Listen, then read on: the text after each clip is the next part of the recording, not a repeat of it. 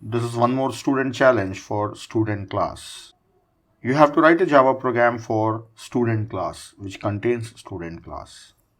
So already I have explained about this one. So the properties that are required are roll number, name, course, and marks. What should be the data types? Already I have explained on whiteboard. So you can decide the data types. Like for roll number, I have taken it as integer, or you can take long int also, or even you can take a string. For name, we have to take a string, and course, that is a string again, and these marks are integer type. Then under methods, total, which will find out the total of these 3 marks, calculate average, that is total divided by number of subjects, that is 3. So total by 3, this will give you average. One more method I have included, that is grade. And this method will return grade. There can be different criteria for deciding grade. We will assign only 2 grades, grade A and grade B. If average is greater than or equal to 60, then we will say grade A. If it is less, then we will say grade B. We can also give different grades, like grade A for 70 plus percentage, that is 70 or more than 70. Then grade B for 60% to 69%, because from 70 it will be grade A. Then grade C for 50% to 59. Then grade D for 40 to 49. Then fail for less than 40. So like this you can give various grades. First you try for these 2 grades, then later you change the method, grade method, for returning these type of grades. And how to write a program is, you have to write a class for student, then the application class like student test. Create the object of this class inside the main method in this application class. Then initialize all these properties and then call these methods. So like we have done in previous examples, you do the same way. So pause the video here and write the program by yourself. If you want help or if you want to see the program, so you can continue playing the video. Next, you will find a solution. And one more thing, I have shown few more classes on whiteboard, like a class for television, class for account, and class for car. So those classes you write by yourself.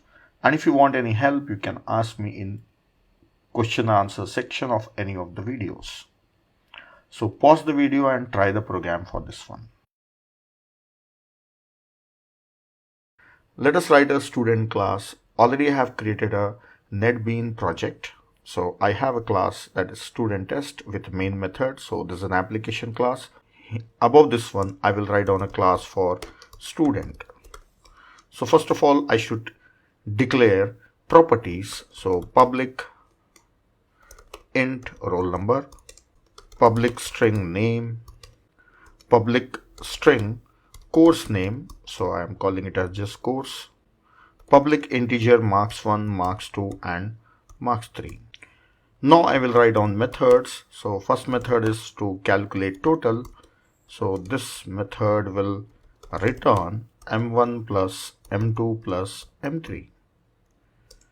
The next method is calculating average. So this should be float or a double type because average may have decimal values. Average. So return total divided by 3. We have only 3 subjects, but this may be giving a integer result because total gives integer. So typecast it as float and return it. Next method is public character grade because it's going to return a single character. So I'll scroll up a little bit. If average is greater than or equal to 60, then return grade A. It should be in single quotes. It's a single letter. Else return grade B. One more method I will write down for showing the details of a student. One more method I will write down which will return the details of a student. So I will call the method name as details. Now this method should return details of a student. So I will prepare a string containing all the details. So first is roll number and the property is roll. Then next, after this there should be a new line. The next, name of a student. Then followed by this, the property name. Then followed by this, there should be a new line. The next is course. Followed by this, course property. Then again, new line. This is enough. So it will give the values of three properties, that is roll number, name and course. And if you want, you can add marks also. If you want, you can continue an average, total, everything, you can continue. Now let us go to main method of an application class.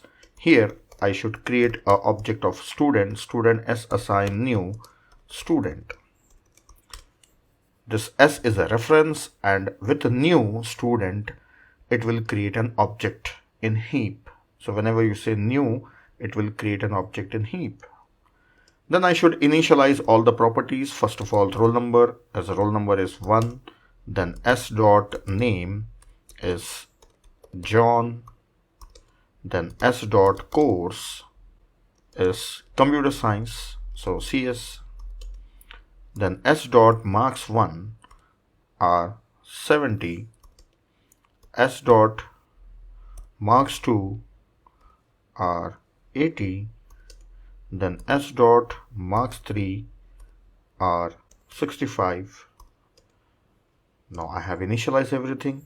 Now I will print total, average, as well as I will call show details. So for that, system.out.println, here a label is total, then followed by this s dot total. Then system.out.println average s dot average. Then system.out.println details, and here details of a student, s dot details, details of a student. And after details, I will give /n so that it comes in next line.